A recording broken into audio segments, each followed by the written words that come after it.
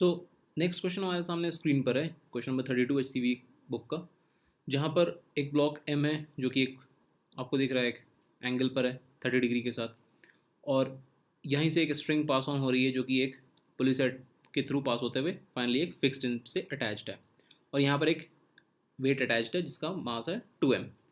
तो जैसे ही सिस्टम को रिलीज किया जाएगा आपसे पूछा जाएगा जा रहा है कि what is acceleration of m। तो एक्सेलरेशन ऑफ m ऑब्वियसली उससे कनेक्टेड एक्सेलरेशन ऑफ 2m भी होगा, तो हम कोई भी एक निकाल लें दूसरा अपने आप निकल जाएगा। तो ऐसे क्वेश्चन में सिंपली क्या सोचना है आपको कि जो वेट आपको दिख रहा है सामने, हम अज्यूम कर सकते हैं कि ये वेट जो है वो ग्रेविटी की वजह से ये जो ब्लॉक है वो नीचे जाएगा।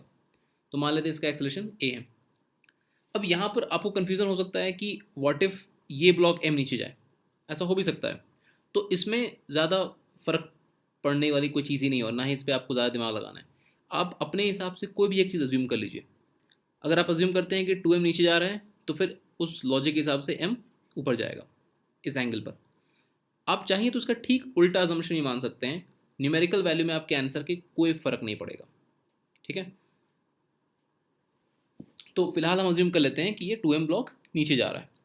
अब पहला काम अगेन हमें क्या देखना है, हमें देखना है इनके बीच में एक्सेलरेशन का रिलेशन। तो इस ब्लॉक m का m एक्सेलरेशन मान लेते हैं a डैश। तो ये जो येलो रंग की पुली है यहाँ पर टेंशन मान लीजिए t है, तो इस साइड पर टेंशन t। इसका मतलब ये जो ग्रीन रंग की पुली है यहाँ पर टेंशन कितना हो जाएगा, 2t हो जाएगा। तो हम पहला इक्वेशन क्या लिखेंगे कि 2t इंटू ए, है ना, हमें जो पहला कंस्ट्रेंट रिलेशन लिखना होता है 2t इसमें टेंशन इंटू इसका एक्सेलरेशन a, प्लस यहाँ पर टेंशन क्या होगा, इसके लिए टेंशन तो t ही होगा क्योंकि सेम ये येलो रंग वाली स्ट्रिंग आ रही है। स्ट्रिंग सेम हो तो टेंशन हर जगह सेम होता है।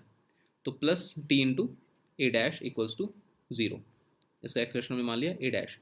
इसका मतलब क्या दिख रहा है हमें कि 2a equals to minus of A dash. तो again magnitude of A dash क्या हो गया, मैग्नीट्यूड ऑफ ए डैश हो गया ट्वाइस ऑफ ए। तो यानी कि A dash is twice of A. Simple. अब हम इक्वेशन लिखेंगे। तो 2m ऑब्वियसली किधर है, 2m का अगर मैं वीडी ड्रॉ करूँ, 2m नीचे जा रहा है तो नीचे वाली फोर्स क्या लगेगी इस पर, ट्वाइस एम जी, और ऊपर की तरफ टेंशन क्या लग रहा है इस पर, 2t लग रहा है। तो इक्वेशन हम क्या लिखेंगे, इक्वेशन लिखेंगे twice M G minus 2t। Again 2s M G positive क्यों है, क्योंकि कन्वेंशन वाइज ये फोर्स उस डायरेक्शन के लॉन्ग है जिस डायरेक्शन के लॉन्ग मोशन हो रहा है, equals to twice M into A. अब स्मॉल एम, स्मॉल नहीं मतलब जस्ट एम के लिए अगर हम इक्वेशन लिखें तो क्या लिखेंगे, इस पर फोर्स इधर लग रही है वो कितनी है, दैट इज टी। और इस साइड जो फोर्स लग रही है अलॉन्ग द प्लैंक, इस साइड जो फोर्स लग रही है वो कितनी है, वो हमने सीखा है प्लैंक की फोर्स क्या लगती है, एम जी साइन थीटा, यानी कि एम जी साइन 30 डिग्री। इस क्वेश्चन के हिसाब से एम जी साइन 30 डिग्री। इस पर नॉर्मल भी लग रहा है ये प्लैंक की वजह से, लेकिन अगेन वो नॉर्मल की हमें ज़रूरत ही नहीं है सॉल्व करने की, क्योंकि वो जो नॉर्मल है और जो इधर से एम जी कॉस थीटा लगेगा, इस दोनों की हमें फोर्स की ज़रूरत ही नहीं है। हमें सिर्फ वो फोर्स देखनी है which is along the plane of, along the line of motion. तो मोशन के अलॉन्ग एक तो ये टेंशन टी है और दूसरा जो इस पर प्लैंक के अलॉन्ग फोर्स लगती है एम जी साइन थीटा। अब चूंकि ये इसका मोशन टेंशन के अलॉन्ग हो रहा है तो हम टेंशन को क्या मानेंगे, पॉजिटिव मानेंगे यहाँ पर। तो हम लिखेंगे T minus M G sine 30 degree, sine 30 degree को मैं डायरेक्ट लिख दे रहा हूँ हाफ, इक्वल्स टू एम, और एक्सेलरेशन क्या है ए डैश, ए डैश की जगह पे मैं लिखूंगा सीधा ट्वाइस ए। अगर हम ये ए डैश और 2a में रिलेशन ही निकालते तो यहाँ पर हमारे पास दो इक्वेशन बनती और तीन वेरिएबल होते जो कि कभी सॉल्व नहीं हो पाता। तो हमेशा ध्यान रखिए कि जब भी टू ब्लॉक सिस्टम है पहले आपको दोनों ब्लॉक के बीच में एक्सेलरेशन का रिलेशन निकालना है, फिर आप दोनों के इक्वेशन इंडिविजुअली लिख दीजिए। फाइन। तो इक्वेशन आपके सामने रेडी है। अब हमें जस्ट क्या करना है, जैसे हमने प्रीवियस क्वेश्चन में किया था, हमें एक वेरिएबल सेपरेट कर देना है। तो हमें दिख रहा है यहाँ पर टी है, यहाँ पर इक्वेशन में 2t है। तो हम क्या करें, हम इस इक्वेशन को 2 से मल्टीप्लाई कर देते हैं। तो इसको भी हम लिख देते हैं 2t।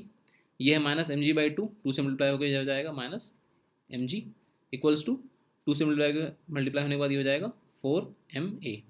अब क्या करें, हम ऐड कर दें ये इक्वेशन 1 ये इक्वेशन 2।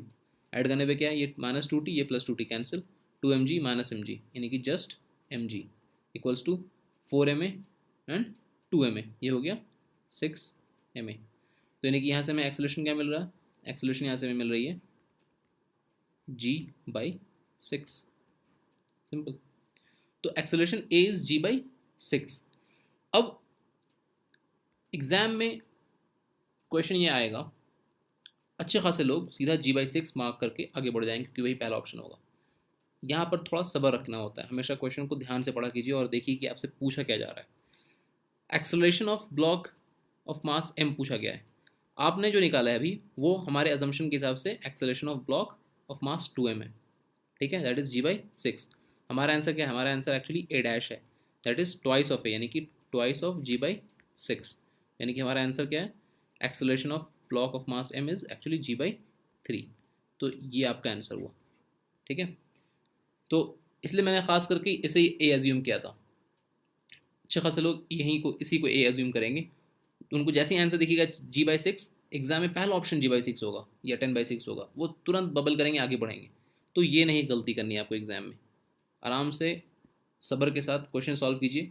अक्सर लोग क्या करते हैं, जो क्वेश्चन बन रहा है उसमें हड़बड़ा जाते हैं, और जो नहीं बनने वाला होता है वो तो ऐसे भी नहीं बनने वाला है। तो आपसे जो क्वेश्चन बन रहा हो एग्जाम में उसको सब्र के साथ सही कैलकुलेशन करके सॉल्व कीजिए।